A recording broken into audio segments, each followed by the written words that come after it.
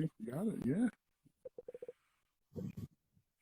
Ladies and gentlemen, boys and girls, paladins and druids, please take a seat. It is absolutely my honor and privilege to welcome you to Storytime with Sanjeet. Normally, the things we talk about here are private on voice channels, late at night, amongst adults, about things that frustrate us or interest us. It's generally to work out things. They're normally really fun, interactive. This not so much. This is going to be public. It's going to be recorded. It's going to be broadcasted. But I do feel like it does. It still meets the requirements of what essentially is a really good story time with Jeet, and that's it's risque. And it's not shock jock. It's not saying naughty things just to say naughty things.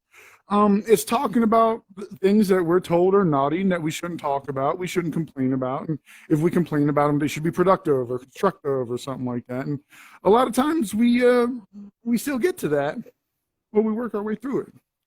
And I feel like this meets that. This is a real story time with Jeet. And I'm just absolutely, like I said, this is something that I have been wanting to talk to you guys and everyone about for a really long time. And I think I can really I can help. This will be something that's not easy to talk about. It's a rather large and in-depth subject, and it's not necessarily something that you can easily talk about at work or with people you work with or friends or family or sometimes even people you live with. So for the people that want to talk about and ask questions about things that are going on out there with all the yelling and screaming and fighting, but you want to do it from the safety at home or wherever you're at, and you just want to be between me and you, we can talk about it. We can talk about all those things that they're yelling and screaming about out there in a safe way and in a safe place. And the best way to have that conversation is with honesty and with truth. And, weirdly enough, that does kind of involve vocabulary and history, specifically in this case, some U.S. history. I mentioned in the sister post to this that I attached some notes for today's live stream, which I believe, if you're coming back later to watch it, is October 1st, 2020. I may have the date wrong, but it'll be on the same day that the notes are, or the live stream and the notes are posted. So if there's something here that I'm too shaky or anything on like that, you can just like hit pause, go over there and look at those, and you can actually see everything I got here. I'm not 100% sure, but there might be more than what I have here.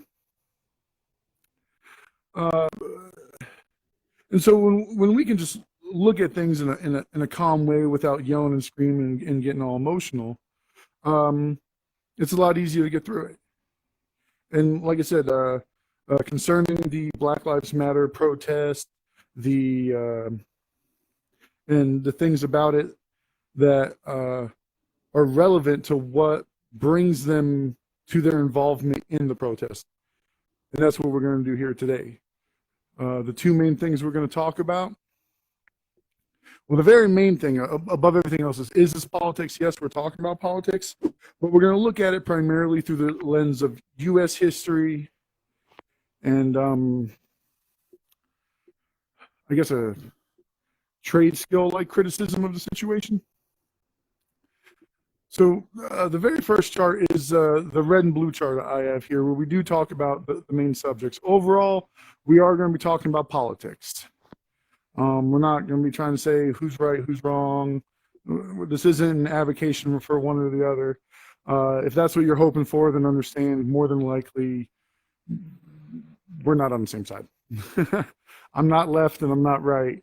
This is simply the kid who really, really enjoys U.S. history class and pays attention and participates. And weirdly enough, I'm the kid that really, really enjoyed economics. So this, for me, isn't so much a debate as just going over the scholastic history of the subjects that we're going to be talking about. And this is not an exhaustive list where I talk about every single aspect of all of this. You know, policing and weaponized economics. I am going to be talking about the parts that are contextually relevant to the 2020 protest, leading up to the 2020 protest, often called the Black Lives Matter protest and whatnot.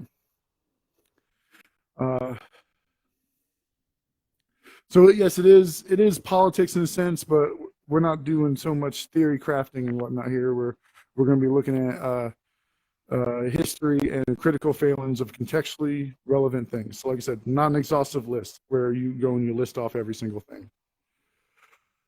So right off the rip, let's get into this. And listen, guys, like I said, I'm not really left. I'm not really right. I'm on both sides, I guess. But listen, man, it doesn't matter who's listening, when they're listening. Like, to start this is not me pushing my opinions. Like I said, I'm gonna be walking you through a story of recent epic events. So if it helps to put it in a fantasy setting, put it in a fantasy setting. Whatever helps make you comfortable, okay? Because like I said, this isn't going to be a screaming match that you and your uncle or cousin are going to have at Thanksgiving. You know, we're going to review the subjects, and I might get a little passionate, but I'm going to, like I said, I'm going to try to make it speedy, as I'm, 5 minutes in, and we haven't even really started. Listen, I love you guys, man. No matter who you are, where you are, when you are, man. You know, I just general love. I want you to be as happy as you can be, while being as healthy as you can be. You know, with that little caveat on the end there. You know, I want the best for you. You know, it doesn't have to be the best for you. That's also good for me. I just want the best for you. So before we start, understand, I'm not looking to take pot shots at people. Actually, I need to move in real life here. All right. Politics. What do we mean when I keep saying this word politics, politics, politics? Activities associated with the governance of a country or area, especially with the debate or conflict among individuals or parties having or hoping to achieve power.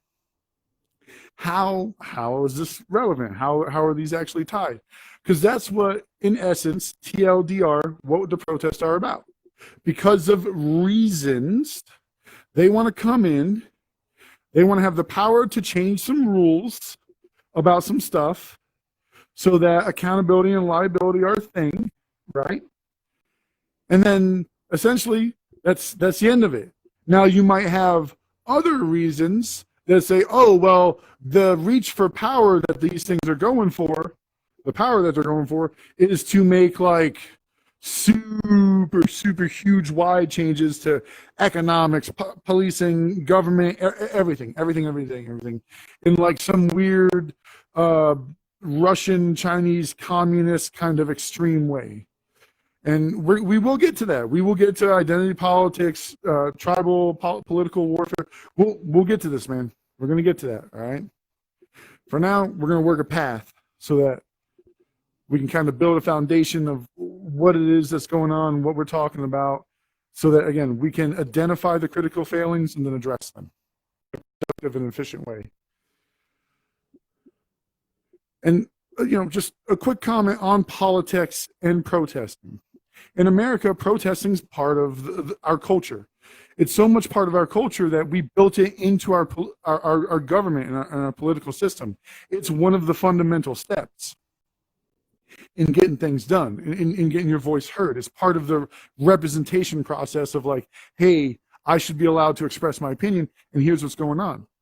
And the way protests should work, perfect world, is my buddy, say, wants to protest a hot dog company for putting earthworms into hot dogs so they can meet a minimum threshold of protein in order to be called meat or something like that, right? Some weird standard.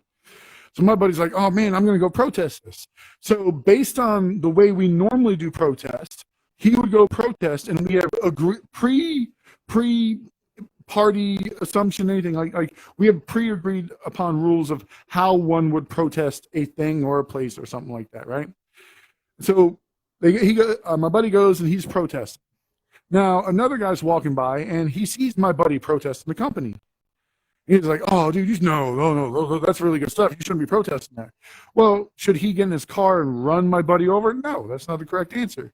He should go abide by the same rules that my buddy is abiding by, and then he should go protest my buddy, a counter protest, if you will. So a protest that's protesting the protest. Fantastic. I'll come across this later in a reference that we'll call turtles all the way down, meaning the world rests on the back of a turtle, and then that turtle rests on the back of another turtle, and then those two turtles rest on the back of another turtle, and then those turtles rest on the back of another turtle, and it's just a stack of turtles all the way down, right? It's just an infinite loop of yada, yada, yada, yada. That's how the protest should work. So if my buddy's protesting the hot dog company, some dude or someone is protesting my buddy, I should then be allowed to not care about the original protest at all, but I should be allowed to come out there and then protest that guy who's protesting my buddy because maybe there's some rule of the protest agreement that he's not really abiding by, so I'm out there protesting him breaking the rules of his protest. So I am a protesting a protest that is protesting a protest that's protesting putting earthworms and hot dogs. Turtles all the way down. If we use our words so that we can communicate, and like say we record those words or write them down, that's basically communication on pause. So like, yeah, we should do, this is the system we should use in order to govern ourselves rather than I'm angry, thus clubbed ahead. You know, like we should avoid that.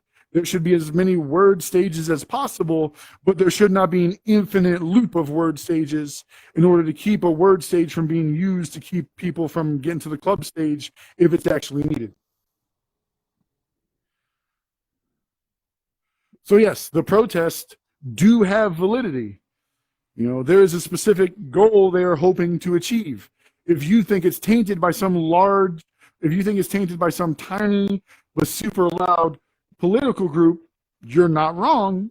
But that tiny identity politics group right there isn't actually all of this, when the protests actually are about all of this down here and how they interact with here. So let's get into this first one. So, and again, guys, when we're not talking about this, when the cops are normally referees, this isn't a problem. But right now, the cops are one of the groups being protested. And we don't have a reasonable third party that can step in and act as referees. So this whole thing is not a normal protest-like situation here, because any federal intervention has always been like some politicized shenanigans. So you don't know who's coming in, what their intentions are, what rules they agree to, if they're even trained. Like, it could just be a bunch of dudes showing up to shoot at and whoop ass. I'm not supposed to curse. To show up and whoop tail, all right? You know what I'm saying? All right. So there isn't, like there's no reasonable third party. There should be. I agree to that 100%. There should be. But when you get into that, who should that third party be? There's not a whole lot of agreement on that. But we do, almost everyone agrees there should be a reasonable third-party person to stand in between the two groups, so that when one starts throwing bottles of piss at the other, you know, the third party's like, oh, hey, you know, you need to stop that, blah, blah, blah, and, you know, they remove those guys. And instead, it's somebody throws a bottle of piss, tear gas the whole crowd. They're all rioters. Like, oh, Jesus Christ. That's not how that works, guys, but that's how they do it. You know, the first main subject, policing, enforcement of regulations or an agreement. Again, an agreement. So generally, yes, you need the consent of the governed or the policed. You know, if you're just enforcing rules, you can make up any rule you want based on anything for any reason. You know, it's the second Tuesday of every month. You have to cook a cop a police dinner. No. Well, cops enforce the rules. That's a rule. So guess what? Tuesday night, if you ain't got dinner ready, you know, it's game on. You're allowed to be punished. That's why that whole agreement can't just be making up weird rules and then just like doing crazy stuff to people because it's a rule in a book somewhere. Normally, this whole thing would be nipped in the bud. We wouldn't even be talking about this, right? We'd be talking about something else over here that's not even involved with this, and it'd probably be like this whole thing against something else. But because of this weird little thing that's happening down here where the red and the blue actually interact with each other, what's happening is we're getting police brutality. You need an extra force, force that's more than necessary. This is not just some weird thing. My opinion. Look it up. Merriam-Webster's dictionary. In fact, your state might even have a legal specific wording of what is police brutality. So look, I don't know what state or area you might be in, but like, what is their legal definition? Because not every legal definition is the exact same as a dictionary definition. Okay, so keep that in mind. Check out, look at the dictionary definition, and then wherever you are, you should look up what people in your area consider to be the legal definition of police brutality, if they even have one. If not, you can look at somebody else's and maybe compare. But any time in history where you have a brotherhood of people like this, I know brotherhood's masculine or whatever, but bear with me. Order, even, like, I've got that up there. Play that whole gender pronoun thing, or is that pronoun? Anyway, right, I'm showing, we're going to talk about literacy, and we're showing my illiteracy right here and not knowing what the hell I should label. Oh my God, it's twice. What I should label this. Point being, this whole concept right here is about bonds. They can be based on like family, litter mate kind of situations, growing up together, whether they're brother and sister or cousins or neighbors, whatever it is. There is like a family bonding kind of thing. Trauma bonding is another one. And another one that's not labeled, if you want to look it up, is fluid bonding. Have fun with that. Not safe for work, though. Not safe for work. But let's focus on these. You know what I'm saying? Like, these are like easily predictable and repeatable things that we can actually that I'm not saying you should go out and do this to a human being, but these are ways that you can actually like affect the bonding process that humans have. Bondings can bond. Wow. Humans can bond to even inanimate objects. So I mean, like, this is not some like, oh, what are you talking about, bonds? But having a structure to it, a hierarchy to it, in some kind of way, normally you do look out for your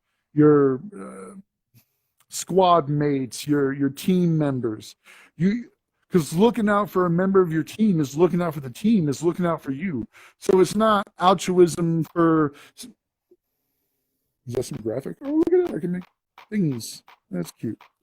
It's not altruism for some kind of weird mythological reason. This has like real world implications. Like, if you allow your neighbors to have all kinds of terribleness going on with their life, I'm not saying that you should be running around forcing your views on people, but if you don't offer any kind of help whatsoever, then when the end result comes around, then that is the result of a failure of altruism, of you just saying, hey, bud, what's going on, man? Like, oh, is something bad going on? Can I offer some condolences? Do you need someone to talk to?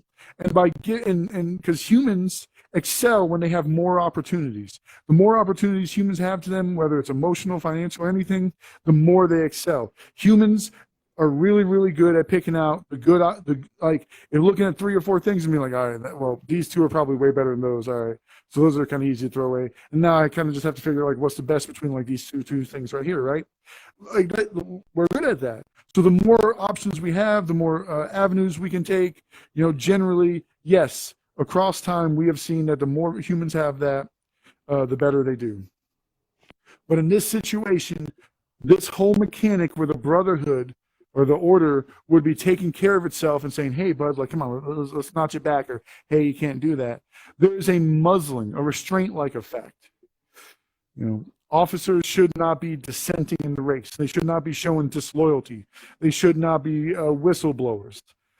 And if you do snitch, if you do blow the whistle, if you do show disloyalty to people who are doing what needs to be done for the good of society, because they're breaking the rules in order to meet some 1980s action hero cop kind of platform that they need to reach for justice, their version of justice.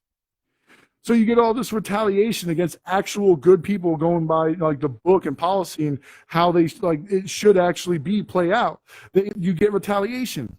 And I actually have these flipped here. It's supposed to go from like one to the other, but denial of benefits can be anything from like, no, I'm not going to allow you to go from night shift to day shift, or if I do, I can't say no to you, then I'll give that shift to anyone before you for any reason whatsoever, while not acknowledging that it should go to you, if, by saying like, oh, well, he has this, and I think that's important. I give that to that person.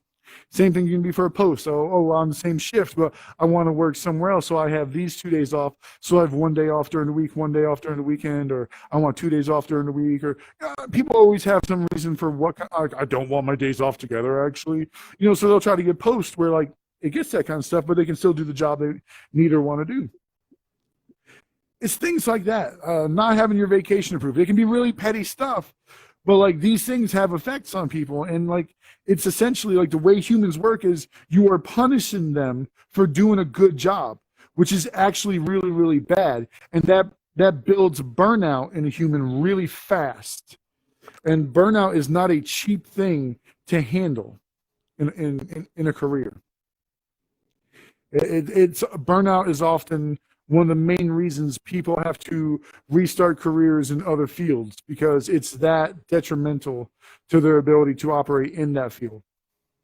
And anyone who's suffering or knows someone who's suffering from that, you know what I'm talking about. It's a bit crippling, And in the wake of not having a whole lot of support by the upper echelon, because a lot of the punishment and reward system is based on personal bias towards whatever the organization is, officers have to resort to reaffirming false ideals.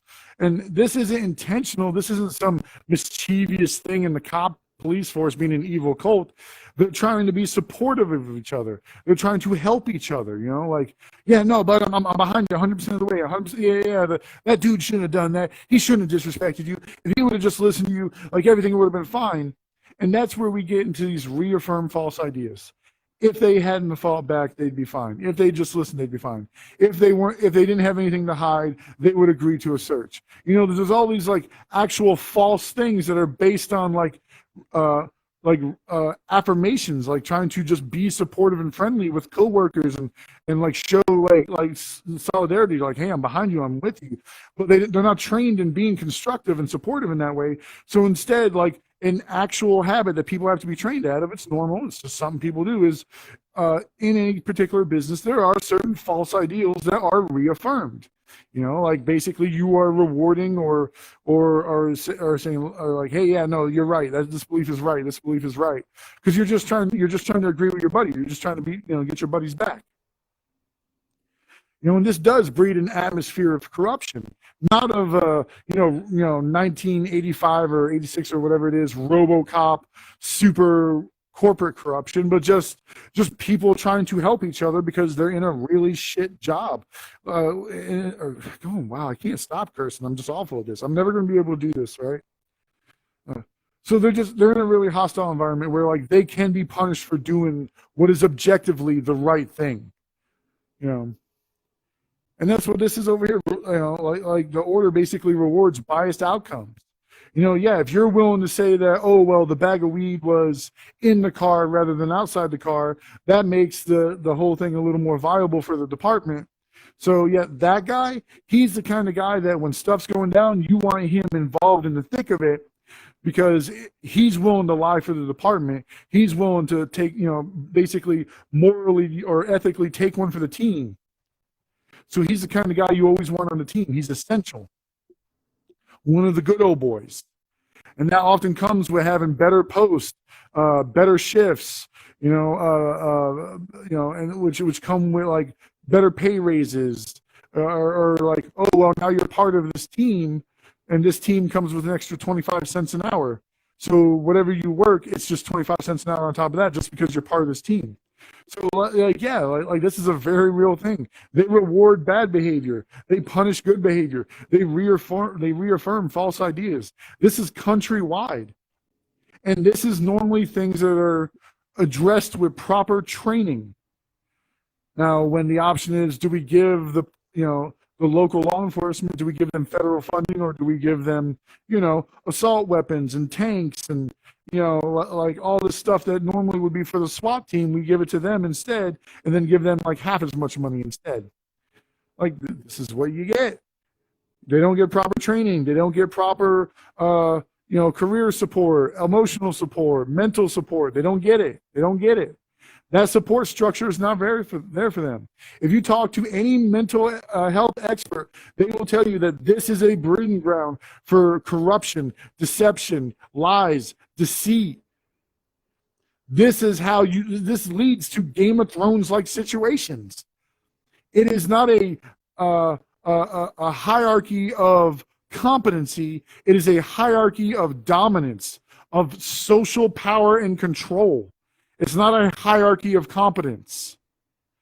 You don't get stuff because you're better at stuff. You get stuff because you're willing to basically be morally gray at any point in time.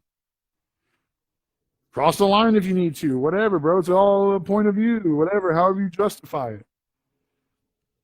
That's why, no, it's not easy for good officers, good cops, to step up and report this and snitch on this and risk their careers at this. A lot of cops have family and people that depend on them.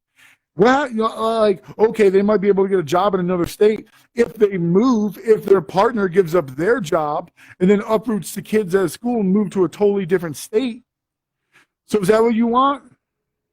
So we have to lower the bar on what's a good officer. A good officer does not have to stop any of this in the name of letting the kids stay in the school they're in, or so that the officer can continue to afford to live where he lives. No, I'm not saying like, oh, you should do this. That makes you a good cop. I'm saying that like we as a society basically have to lower the standard on what is a good cop to basically be a cop that doesn't have to do good things. He just has to act against bad stuff, no matter what that bad stuff is. Look up the samurai.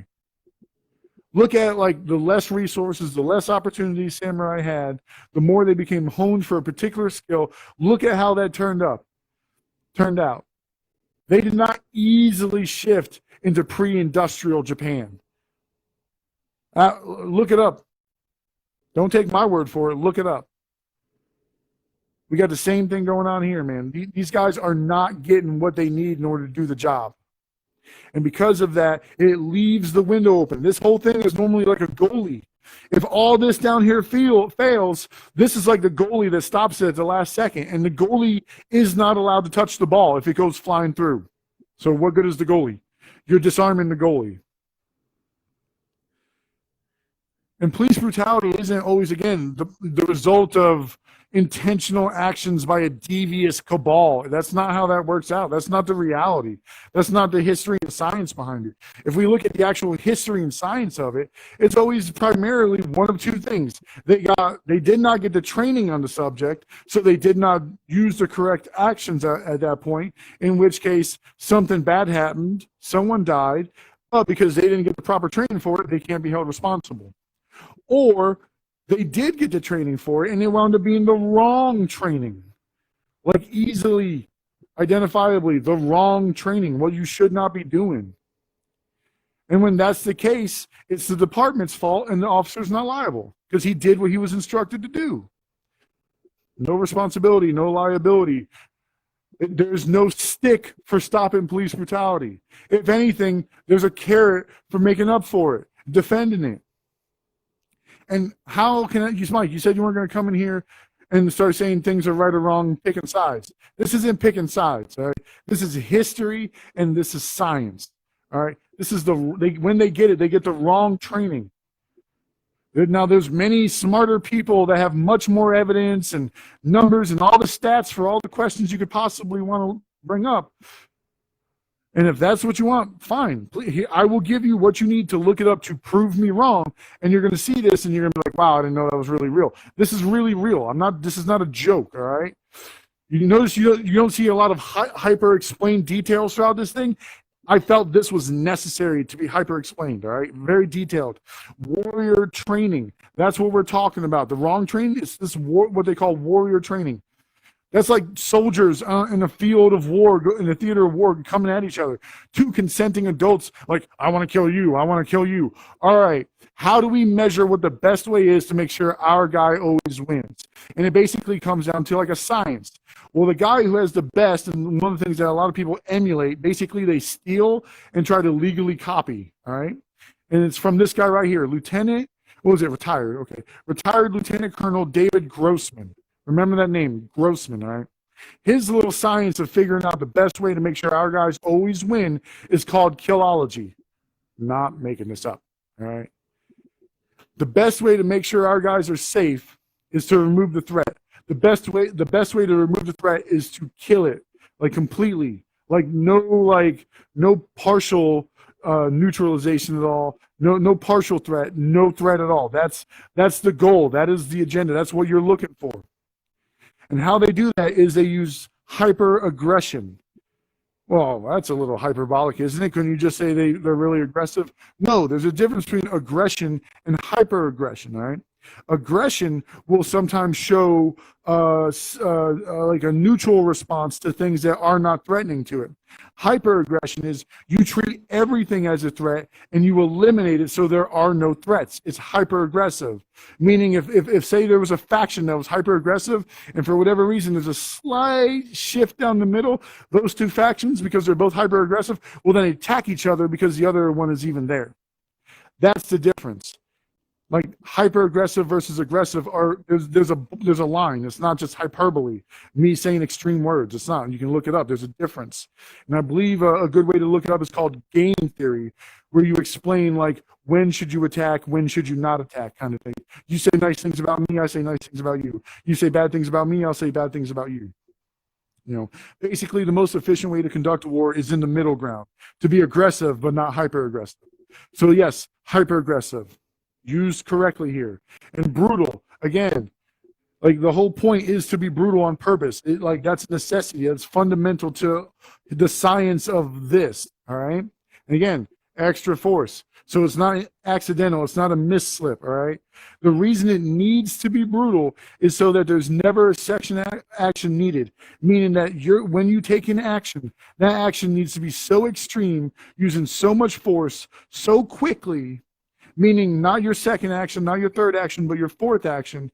Very quickly, you apply enough force so that the outcome of that first action that you always takes the result of the first action you always take removes all the threat by using more force as necessary as quickly as possible. In theory, this is fantastic, and it makes sure that our cops are always alive, no matter if there's a bad guy or a threat present at all. It's all based on perception. And a lot of this whole like brutal near instant reaction leads not to comply or die, but leads to comply and die. Meaning a cop will issue a command, you almost without hesitation or no hesitation at all, I say almost, but no hesitation at all, you comply, and then he immediately kills you by using more force than what's necessary to remove you as a threat. This isn't there's so many examples of this that if I were to sit here and name off every single person, the stream would go on and on all night long. Right? So comply and die. That's the phrase you're looking for if you want to look that up. That's a really dark subject. If you want to go down that road, please take caution. It's not easy to go down. So even when they get their training, a lot of times, if it's not this guy right here that they're going to conferences and conventions and conferences listening to, they watch recordings of him. And even then, other people come in and try to steal his gimmick and just reword it in a way that's basically legally stealing from him. And they still sell it to officers and security people, saying like, this is what you should do. This is how you properly respond to that, which is wrong. Wrong. That's not what you should do. Look up, again, state legal. Look up whatever your area is. Please look up the legal definition of police brutality, and you will see that this is legally the wrong training. So that is why it's easy for me to say that it is the wrong training. And a lot of times, again, even if they do get the training, they're not getting the training. There's no nationwide requirement that says you need to train this much in all these different fields in order to pass. You know, every state can like make up its own stuff. Some states have a requirement of training of like 700 some odd hours to get into uniform and start being able to use this kind of force. And other states and areas have durations that are like 300 hours, like less than half. So there is a good lack of training, and the justification is we need them out quicker or we don't have the money. If it's they don't have the money, it's because they don't have the money they don't have the stuff to train them, or they don't have the money to bring in trainers to train them. Or if it is, it's like they bring in one trainer to do the entire apartment in one day, where it's basically a trainer. They don't take turns. Like they might get one walkthrough per officer, but there's no like repetitious training to practice doing anything. It's more of like a, hey, we're just going to introduce you to something, and then like that's it. There's no real training there because they don't have the money to afford it. And even then, the whole point is to get your officers out as quickly as possible. That's why they have that 300-hour time limit and not the 700-hour time limit. Again, maybe it's because of money, or maybe it's because no, we just needed more officers out there quickly. We have money, but so we're just going to hire a whole bunch more officers with quicker training to get them out there quicker. That's fine. But this whole process, because this wrong training does not address certain things that proper training would use, and even if they had proper training, because of the lack of training, what you wind up having is this sneaky little thing right here, unchecked implicit bias. This is a real thing. This is a real thing. Let me give you a really good example of someone who discovered it and had a really adult-like response to it. In the medical community, there was this tendency that no matter what kind of doctor you were, okay, you're a doctor, man, woman, old, young, black, white, Asian, green, purple, it doesn't matter what group you're in. The overall group that you're in, no matter what combination you want to put it together, that group shows an arc where if a man and a woman come in as patients with the exact same symptoms and the exact same complaints, over time, the men will get better care than the women, and the women will be described as nagging, complaining, and not willing to be tolerant of their problems and stuff like that. So whereas a man will get put on a list for a surgery for a knee replacement, a woman will be told that she actually needs to take the steps beforehand, even though she already has, or just not be taken as serious. This was a real thing that they could measure. You know, because of records and stuff like that, this was actually easy for them to identify, like, oh my God, this is the real thing. Like, even like it happens to women more than it happens to men. And it happened to black women more than it happened to other women, even when the doctors themselves were black women. So it's a human thing. It's not whatever that mechanic is in the brain that does that, it goes back so far in time to where like we had no division whatsoever. We were like something else in the chain. Great ape ancestor. There's also like this whole mongoose, like if you go further back in time to where we were like squirrel mongoose things that lived in trees and roots and stuff. So like somewhere in there, it was decided that like, hey man, women just be complaining, bro. And then like it's been in our species ever since. So it's not a north-south thing. It's not an old-young thing. It's a problem that needs to be addressed. And the medical community was like, oh, man, this is a problem. We can measure it and look at it. Let's fix it. Let's work on it. And then, like, instead of having this, like, really immature emotional response of, like when we got rid of Pluto being a planet of, like, no, you're changing my world and being all upset. They were just like, oh, okay, let's be adults. Let's just like, what do we need to fix it? What do the adults say? What do the experts say? And they're like, oh, you need to have unchecked implicit bias training so that you can identify your biases and then figure out what they are and then address them specifically so that your bias does not affect your judgments in your profession or in your legal documents or anything like that. So you're both legally and civilly more of an asset to yourself than you are a liability to yourself. You're more likely to help or protect yourself than you are to get yourself in trouble, right? And that's what you have to do. No, but this isn't happening. It's not being checked or corrected for or anything, or even talked or taught about because again, money, time, or just, they learning how to kill, yo. Like it's Call of Duty or something, man. Again, not meaning to make jokes of this. It's awful. It's awful. It's just I laugh because it's so absurd. Because it's true. Please look it up. I mean, don't go into videos. That's not what you want. Like videos of Grossman talking. Yeah. Don't look up what his officers do. People that have gone to his seminars and stuff like that, and then go into the field and act on it. Don't look those videos up. Like you will, like it's the kind of thing that doesn't upset you for a few minutes. It upsets you for days or weeks. Like it's really bad. Don't look that up. All right. And this is where I need to stop, because in order to get to this right here, I need to cover this, because this is important. These are the two main topics: policing and weaponized economics. And I know weaponized economics, how extreme. What are we at, 38 minutes? The idea is to have all this done in like 35, 40 minutes. So this just shows you how slow and awful I am at this whole talking thing. So right off the rip, what are we talking about in economics even, right? Branch of knowledge concerned with the production, consumption, and the transfer of wealth. I know recently the talk of taxes that came up, transfer of wealth is stealing, sure, economics, whatever.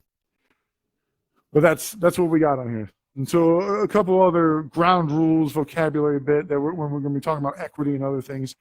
You know, equity is wealth that you can use to get cash loans.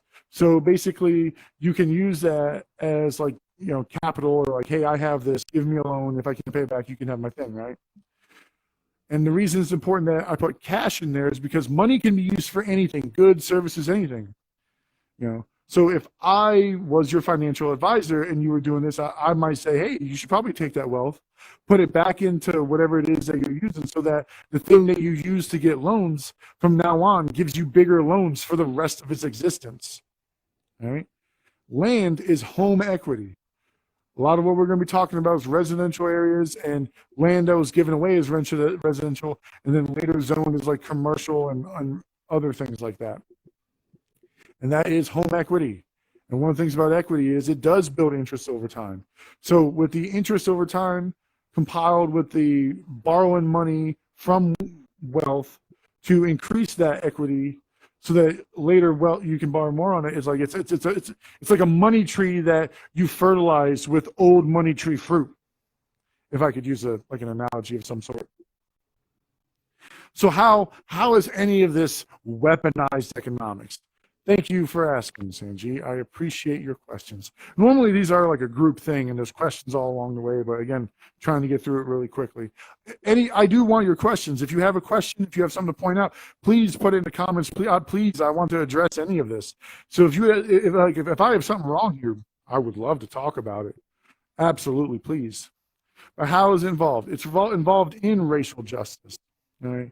Because in using the government, in using the private sector, the government, looking at how they treat the two different groups, all right, night and day.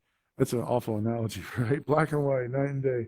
Let's look at the Homestead Act of 1862. White people were giving away free land. You know, yeah, there was a little wording in there where, progressively, women or, single moms or something like that. They also had a process that they could go through to ask for some land, and supposedly minorities could too, but it wound up not producing any. And then in 2 years later, 1864, they're like, oh, we're going to put this whole other thing on here. And then it never had any real enforcement or teeth. So it still didn't add, it didn't really include, black people still weren't getting land from it. And then what was it? So that's 1862 to 1864, even with the changes that they were making. And then later on, about 80 years later, you get the GI Bill after the war in 1944. They gave out super cheap loans, low interest. You borrow $100,000, and instead of having to pay back $150,000, you only have to pay back $110,000. That's not an exact quote. Please look up the percentages and apply them to the formula, you know what I'm saying, to get your number. But still, that's the point. Again, the government's like, hey, we have a whole bunch of land that's basically like money trees that we want to give out super cheaply. You basically get them at cost with almost no real profit to again, tiny interest. So with equity and wealth slowly starting to come in over time from the land that was given away with the Homestead Act, and with the land that people were requiring from the GI Bill, what happened is a lot of white people wound up leaving cities, densely populated areas, ports, stuff like that, which basically over time, as it picked up speed, you wound up with a phenomenon that they called white flight from the 1950s to the 1960s, where, yeah, you basically had a whole bunch of people, white people, leaving cities in urban areas. So yeah, the government did do that. With a direct hand, because the government actively took roles in both of these to limit the amount of access that black people had to these things. You know, because it was used to promote white people because they couldn't, you know, directly attack black people. Even when the government legally couldn't. Here's what private citizens did. In 1896, when you had a democratically elected black government that was picked and filled, you know, it was black, you had white citizens come in and violently overthrow the government.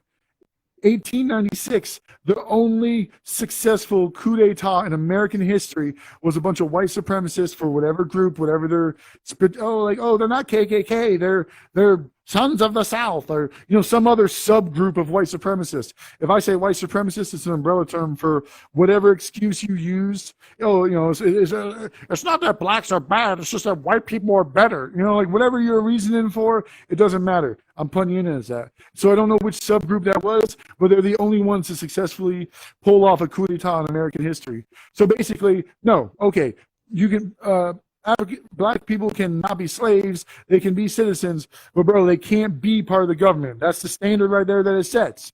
All right. And then so what do you have?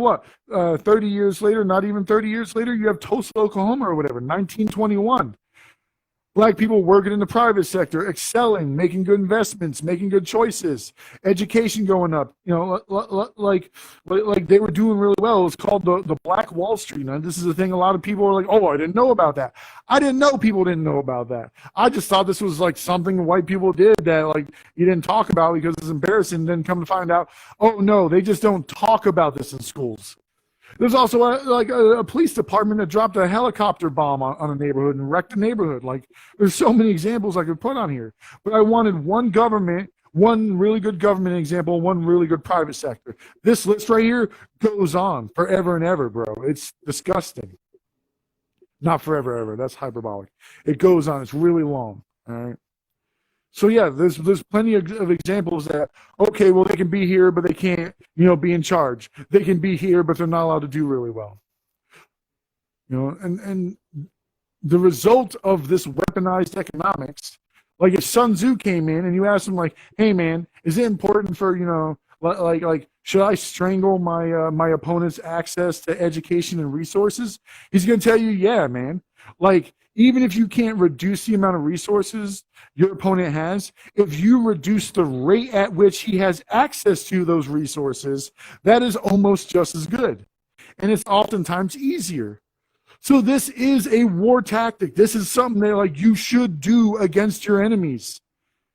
This is not an easy thing to do. This takes quite a bit of work and effort to do. It's not accidental. This was work over time. And what's the fruits of their labor? Why does it matter? It's not a big deal, bro. I'm like, so what? What's the big deal? Because it has lasting effects for years and years, decades and decades, generations. You know, and one of the reasons this whole problem is amplified and feeds into its own little fake narrative of, oh, well, you know, certain people are just, you know, lazy and don't want to work and they just want stuff for free. That's not true at all. The reason this whole system is being perpetuated is because education, importantly, literacy. Again, right here, I don't know, this might be the first time I'm showing you guys, but I've got some quotes right here about literacy. This is coming from Department of Justice, education right here. These are all statistics to back up what I'm about to go over. And this great big orange one right here, that's more like advocacy for literacy, but they bring up a lot of really good points, some of which I'm going to go over right here. But here's how this plays out in the real world, not in theory, not government theory, not economic theory. Here's what we get. Here's what happens when you strangle somebody's access to resources. You get schools that are based on property tax. I'm sorry. With schools that are based on property tax, here's an excellent example of how you choke someone's resources over time. What you wind up having is teachers that are better funded, schools that are better equipped with resources and the ability to process these students, which gives them a higher rate of which gives them a higher rate of literacy. We can actually go back state by state and look at the investment over time that people have put into schools based on mostly property taxes. I understand Florida, they tax gambling and whatnot. So there are other things, but look at a school's revenue, how much money they bring in, and look at how much is based on property tax. This goes back all the way back in the day, man. It's not new. This is old school. This is the way it's always been. This is the system it's always been based on. The percentages have changed. But again, the majority, like more than anything else, this is what you're going to see, property taxes. And it does in areas where there's property to tax. Again, all this property we get out that now people are paying taxes on, now those taxes are being used to teach their kids how to read. So those kids can then apply for advanced jobs. They could then further their education in advanced schooling. They can read medical instructions in a critical emergency out and about at the mall or something like that. And in my opinion, most importantly, of this is short list of examples. Again, the notes have a much more detailed one, is private research. You can look stuff up to see what's fake news, what's real. Someone say, oh, it's awful, it's awful, it's awful. You look it up and 2% of it's god awful, and 98% of it's pretty good. It gives you access to different, you can look things up for yourself. You don't have to depend on other people. That's primarily what a lot of churches' roles were in the beginning. Reading to the poor people, because they couldn't afford to read. They couldn't afford a private tutor to teach them how to read. So yeah, you had one literate person reading to a whole mass of people. And this is exactly what we see, man. Not a little bit of religion, but in urban cities where you have underfunded schools, you pump out low literacy. You have teachers that work for less, teachers that are less engaged, teachers that have to give up rent, food, and other things just so that they can supply their classes with the necessary resources to help students get in the repetitions they need to comprehend the material enough to where they can articulate it back to them. That's a very important part of it. And if students don't have the attention they need, if they don't have other at-home things that are met, which again, how? Like they're coming from urban cities, which are getting totally done over for generation after generation. This isn't a 2020 thing. Look back. Look at all these dates. Look at how long all this. And again, these are just a few examples. Please go in either side. Take both these columns and just go in and just look up what's real and just start adding to each of these columns and see how big each column gets. It's heartbreaking. It's the kind of thing that makes it hard to sleep at night.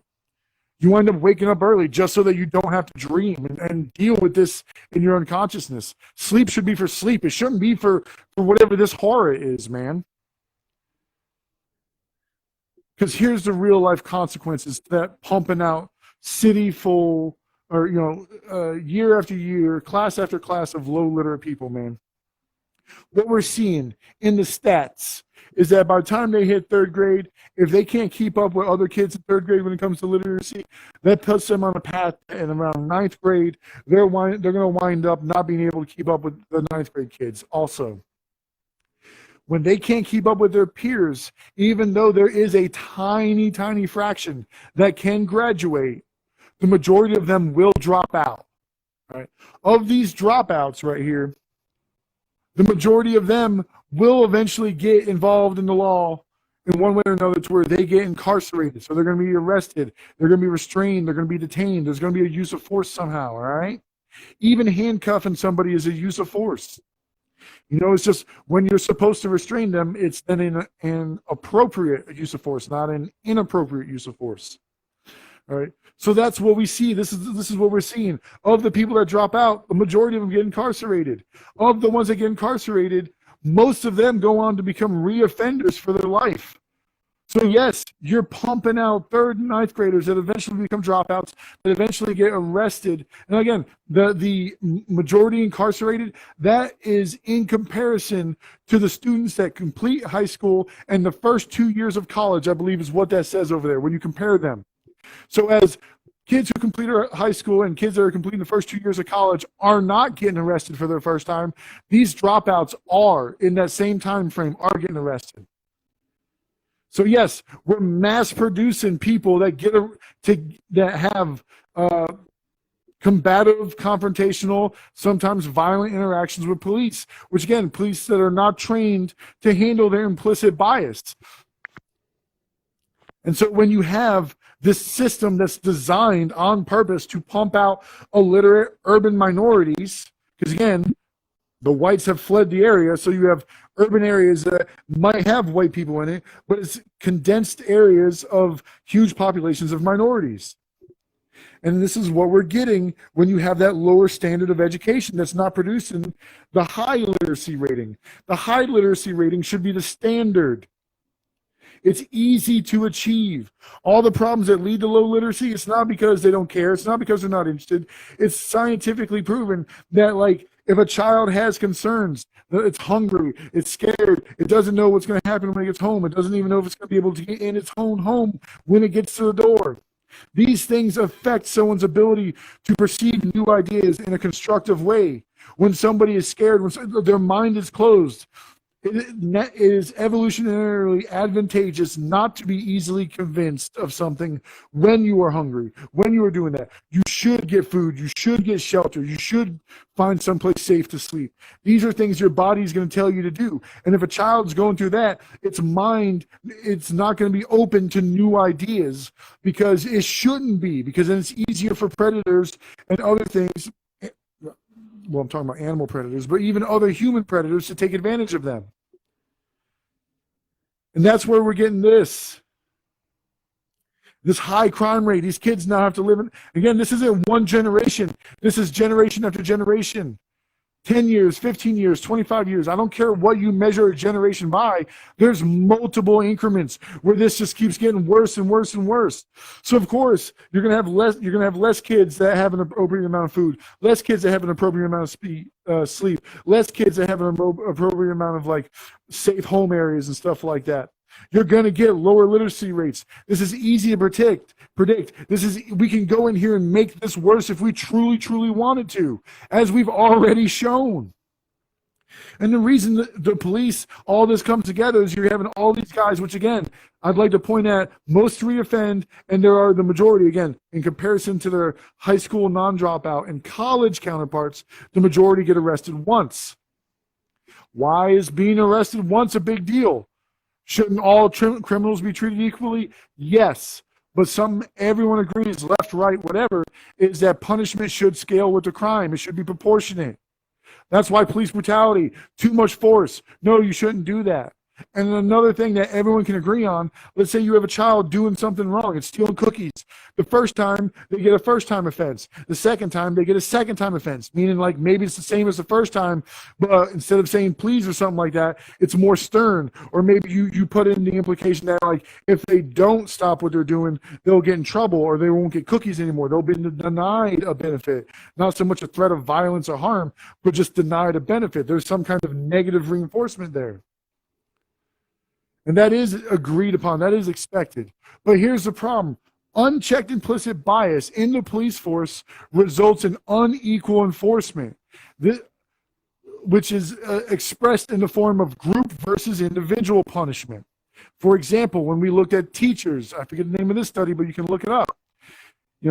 Teachers, again, no matter what subgroup they were in, the arc of all those groups showed that when 3 white students got in trouble for something and they were disciplined, and 3 black students got in trouble and they were disciplined, the white students each got a gentle reminder, hey, just so you know, we can't do that. Hey, just so you know, we can't do that. Hey, just so you know, we can't do that. They got first-time disciplines for first-time offenses, each one of them. But with the black children, even with black teachers, they dished out group punishment, meaning the first one got that gentle reminder, the second one got a stern reminder, and the third one could potentially be told to sit down somewhere, or get a timeout, or some kind of actionable discipline, not just some kind of verbal reminder. That is why it's relevant. That is why not taking care of your officers is a problem. This is why not taking care of your poor people, why you shouldn't do this to each other. This is why it's important. This is what leads us to today. How is this relevant? What is the implicit bias? Whether or not people want to talk about it, yes, there is an implicit bias that no matter who is the security or the law enforcement person, when they are presented with a black person, they generally see it as an increased threat. Even other black men, black women. This is, again, a human thing across the board. So yes, people will use, in what their opinion is, justified force because that person is black. They're more of a threat. They can do more harm. And it's not true. It's just unchecked implicit bias. That's what winds up happening with them. And out there, someone could get arrested for the very first time, but they're getting a knee to the neck as if, this is the third time they've been arrested today. And we see this. We see this in officers. The more black people they arrest in a day, the more aggressive and heavy-handed they get with the force, even when it's other black men, just like in the medical example. But with the medical example, they were adults, and they said, let's pay for the training, address it, and make sure everyone gets equal treatment, because some of these women's needs need to be replaced, even though they were overlooked because of this unchecked implicit bias among doctors against women. But here, when it comes to threat and use of force, there's an unchecked implicit bias within the police force that's not being identified and trained, and so that people can train how to adjust for their own, because not everyone has the same. But this one right here with the blacks, yeah, that's a real thing. So when you're constantly coming up against a mass of people who are designed to come out as offenders or even first-time offenders, because with the increased chance of you punishing them as if it's their second, like, look at it, man. How is this not on purpose? And when people make movements, hey, this little thing down here, like, let's make some adjustment down here so that they stop doing that, so that we can try to get this thing under control, because this is not a fix it overnight thing, whereas this is. We could pass some kind of law that says, hey, if you're going to be a law enforcement officer, no matter where you are in the country, you have to at least meet this level of standard in order to be a law enforcement officer anywhere in the country, instead of just allowing every department to make up every single rule, so that if you're going around using brutal force, the department makes a rule that says, okay, it's like you're supposed to use brutal force, then there's no responsibility. Nobody's breaking the rule, because the rule is to use excessive force. No one's ever going to get justice. No one's ever going to be held responsible. As long as you're abiding by the rule to use excessive force, you can never be in trouble for using extra force, because you were told to use the most amount of force possible. There is no more possibility for extra. Like, I guess what? Put someone in a blender after you shoot them? After you kill them? It's not possible. You hit a ceiling of violence. So yes, there is merit to the protest. Yes, there are merit to the riots, violent public disturbance, because this is objectively a very bad thing to be doing to people. You should not be killing people without punishment. Somebody should be getting punished. Okay, if not the officer, then the sergeant. If not the sergeant, the captain. They're like, who is responsible for this scenario playing out like this? Who is supposed to stop this? Is it specifically nobody's job?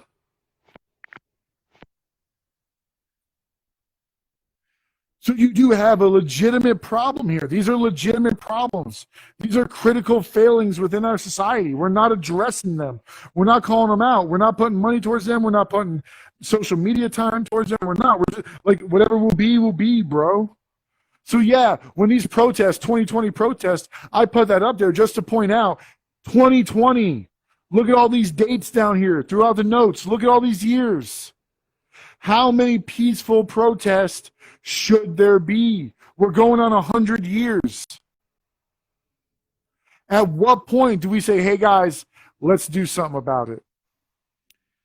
How long did it take the medical community to come to a consensus of, okay, let's make this the norm, the policy to address this so that women aren't being done incorrectly over anymore? It was rather quick. No, not everyone got on board, but they went on that on their own peril, man. But the majority of the community were like, yeah, let's fix it. Let's do it right. That's not happening here. Even when the majority of the community does come together and say, hey, let's fix it, let's make it right, it's not being allowed to happen. And as long as you have all this, you're going to have every minute that this is going on, there are hours and hours of content being loaded up to the internet and being displayed on television. Every minute of this generates hundreds, if not thousands of hours of content. That content is priceless to identity politics. All those subgroups that they're picking sides on this. Oh, well, they're trying to make cops racist, so they make them out the bad guys. And they're trying to make black people out to be the bad guys. Like everyone always has an antithesis. Like they want to join a group, but they're going to join a group that's against a group that's against the same group as them. Identity politics is only ever going to breed more identity politics. If you're running around calling anyone a liberal, and a liberal could mean anything that's not a conservative or not right-wing, then you're not using that word correctly. You're just throwing around labels that have context without stuff being true. So yeah, there is a legitimate complaint that everyone's running around calling each other Nazis and fascists and anti-fascist, and they're part of this cult and they're part of that cult. And yeah, there are tiny groups that are super loud. And it is their agenda, it's their priority to their organization. It is their obligation. It is to their benefit that no matter how this turns out, they need to claim credit for this. That is why identity politics is so awful for this. It's part of political politics and warfare. Look up identity politics. Look it up. If it's, find someone that you trust to explain identity politics to you, and then find somebody different to make sure that that person has it right. Look it up. Do your own personal research. Don't just hear one person explain it. Look all this stuff up, please. Anything. Call all of it fake. Every single thing. Fact check every single bit of this, please. Please call me wrong. Please show me examples of how I'm wrong in this. You can show me where they burnt down government housing and they want more better government housing. Yeah, that's a result of this. You constantly reduce, by making them illiterate, you reduce their access to opportunities within our society, and then you get all self-righteous and weird, like, oh, they want stuff for free. Yeah, because they're being denied access to the whole society. They're only allowed to live here. Duh. If you guys allow them to work here and participate, they can have their own houses. As long as you guys allow other people to stop them from doing it, of course they're going to want, like, hey, well, all right, man, if I can't build my own house, if I'm not allowed to make money to pay someone to build me a house, then, like, what's up? How do I get a house? Shouldn't the government provide it for me? It's not a terrible question. They're not allowed government. They're not allowed private sector. What other sector is there in the U.S.? Is there something besides government and private? So I'm pretty sure that's it. And they're not allowed to participate or do well in either of those. And that's supposed to be the whole thing. America's free. So if you want to put in 80 hours to a job and become the next Steve Jobs or the next Bill Gates or the next whatever, you can put 80 hours a week into something and be that guy. Isn't that what this whole system is supposed to be about? Well, why would they do that if you're always going to take it away from them? With Tulsa, after it was all burnt to the ground, the property was so cheap because it was abandoned, because people were killed and threatened with violence. And even then, who's going to go back when your neighbors and other co-workers were killed? So yeah, white people bought that land up super cheap. And it just promotes the narrative that, oh, well, they can't keep anything good anyway. And that's not true. It's not true. Are the riots justified? Yeah, they're justified. No, I don't. I think 100 years, that's not justice.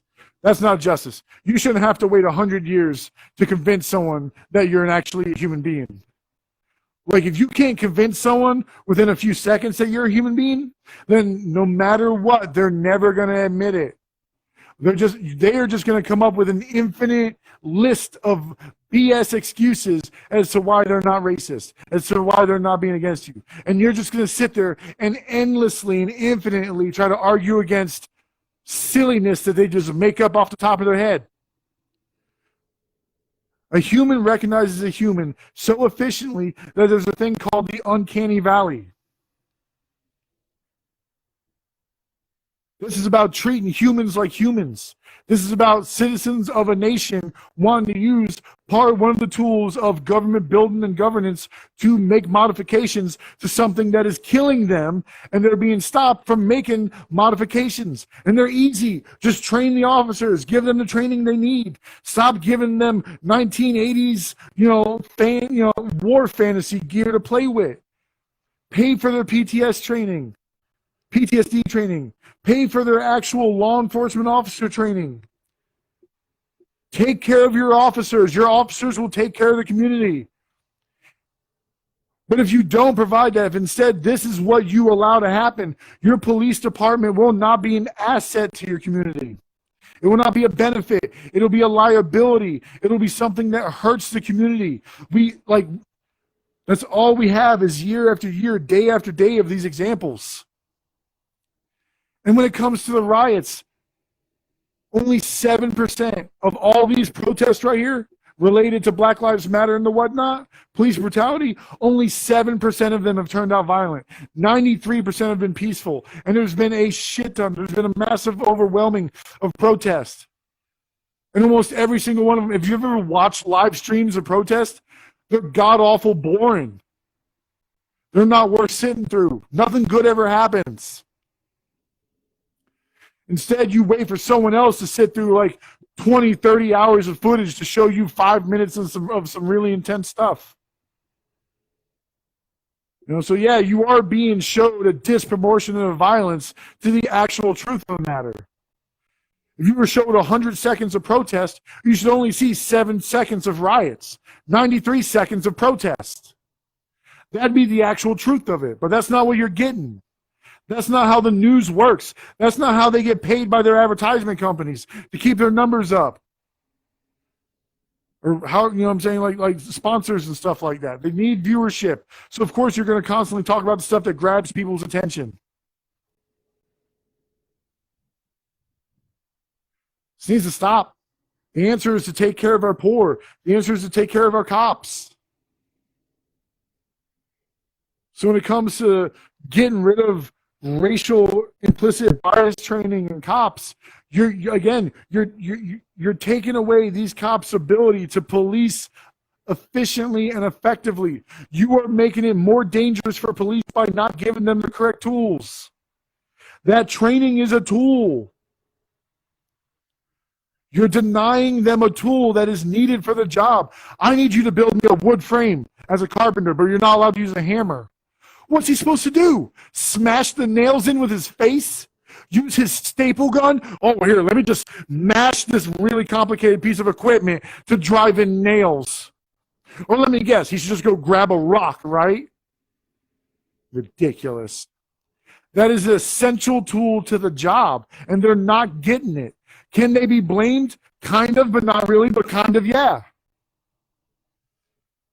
No. Should they be expected for their whole families to suffer because, we as a society allowed the system to get corrupt? No, they shouldn't be expected to suffer and go without in their lives just because we as a society don't practice responsibility. And that's what this is. That's what this is. A failure of responsibility on society. We allowed people to pick on other people and wage economic warfare on subgroups. We allowed people to punish officers for being good. We allowed people to reduce the money and training that our officers got. We have done this over time. This is not an overnight thing. This has taken years and years and years and years, decades to get to this point. Of course, it's not an easy fix. There's no easy answer that you can just shout in someone's face in 10 seconds. Where are we at? An hour and 11 minutes, and I do feel like I blew through this. There's so much I could have talked about. There's so many more examples. Please personal research. Even if you're just going out there and casting what is it, sample web or whatever they call that, where you just look at like 100 different news titles or 100 different video titles, and you just kind of like gauge them, go in, look at them, listen to what they're saying, listen to the logic and the reasoning behind it. When their whole argument is based from when they start with a conclusion, okay, black people or poor people are lazy and bad because, and then they just start making up reasons, and then they try to justify those reasons. Yeah, you're going to come up with conclusions that, oh, well, bad people are just bad as, or, poor people are just bad as society, or, oh, this particular race is just better at living in tight groups, or, or society or civilization. You're going to come up with all this weird stuff because you're not doing it properly. You're using your emotions to basically put out a conclusion, and then you want to find like weird little extreme, like really rare examples to justify like your mad, crazy, twisted, worldview. These are real problems. So when someone says they're going to make this worse or do something to accelerate it, to show everyone how bad it is by making it worse, that doesn't help. Like, what is it, accelerationism or something like that? Oh, it's burning down. Just throw some gas on it so everyone can see so people can see the brightness of the fire from further away to draw more attention to it. That's not necessarily a thing you want. What we have, could be argued is already accelerationism. This stuff happens so many times every single day. Even if you want to say it's a 1% chance, a 0.1% chance, because there's so many interactions that when you actually apply that to 1 million people, 3 million people, 5 million people, 10 million people, 20 million people, you get huge, huge numbers, even at 1%, even at 0.1%. And that gives you a more proper proportionate view of the problem here. Again, I'm not left, I'm not right. I'm just saying, if we address what is actually wrong, we can have a very rapid change in the direction that we need as a society.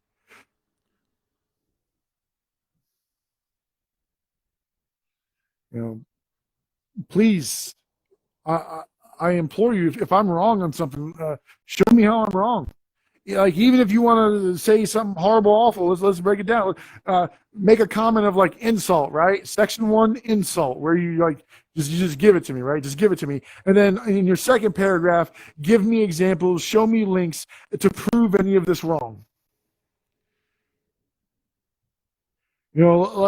Please show me where I can learn. Because if anything, this is a roadmap to my understanding of the situation, to where, yeah, I ramble a lot. Yeah, I have all kinds of anecdotes and little examples here and there, stories here and there in the subject. But overall, what did I get wrong? Where did I go astray? Where did I make a fundamentally incorrect premise and then run wild with the conclusion? You know what I'm saying? Where am I wrong?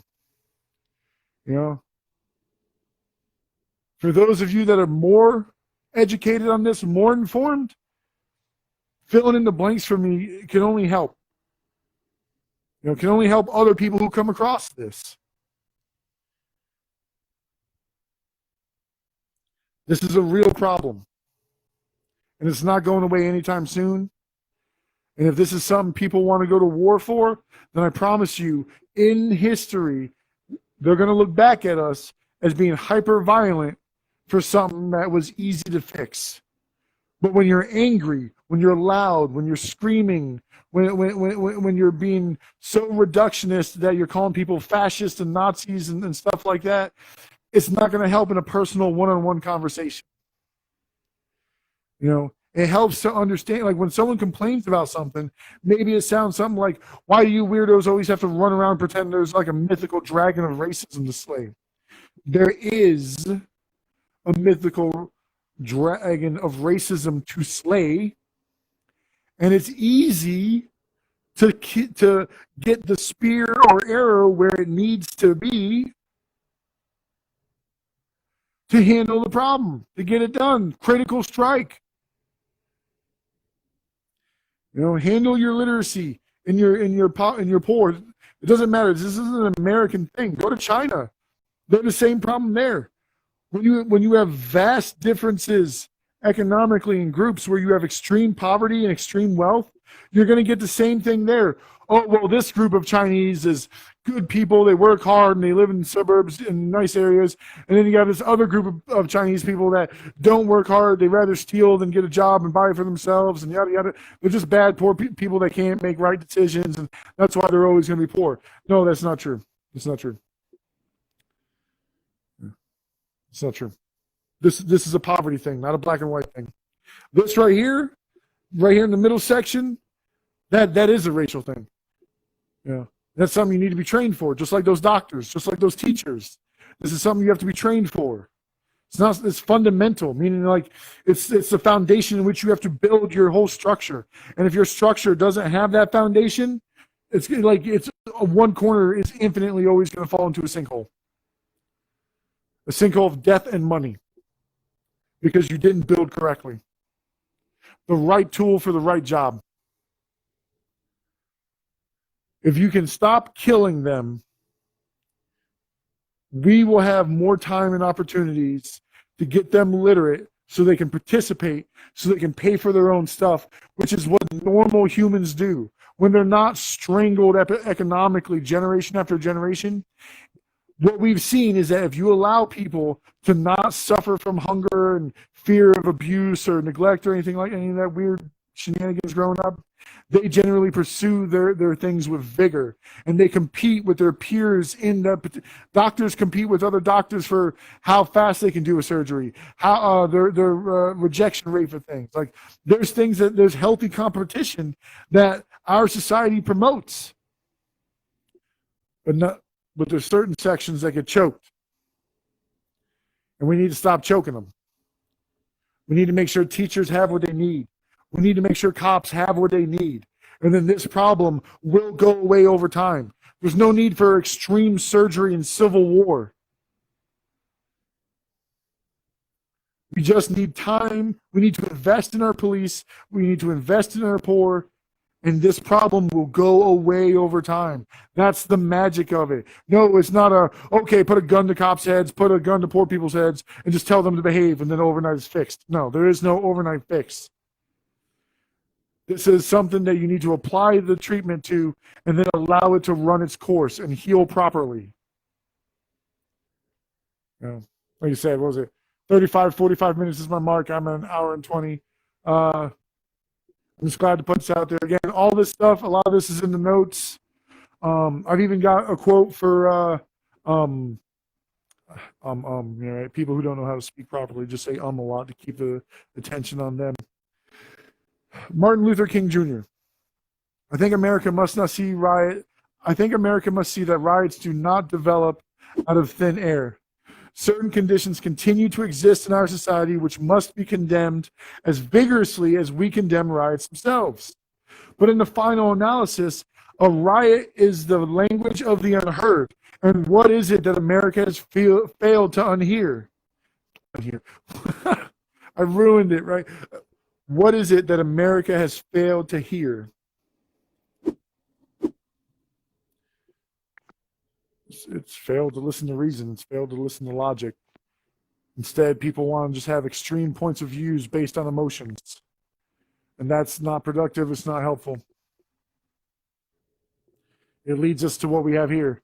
When you try to justify laws with extreme consequences on logic that's based on emotions like fear and hatred, you're just going to generate more of this. It's like identity politics that breed more identity politics. Again, this wasn't the most funny, giggle-hearted fest that a lot of these tend to be, and normally these are interactive, and they are a lot more fun. But hopefully this helped you. Hopefully this helped you. Hopefully this opened up some doors where you can then pursue discussion in different areas with other people that you trust. Please, if anything, that's the least I can hope for, is that maybe I've opened your eyes up to something to where you can then look up stuff to inform your own opinions and then share them with me. You know, if you found this helpful, please share it with other people.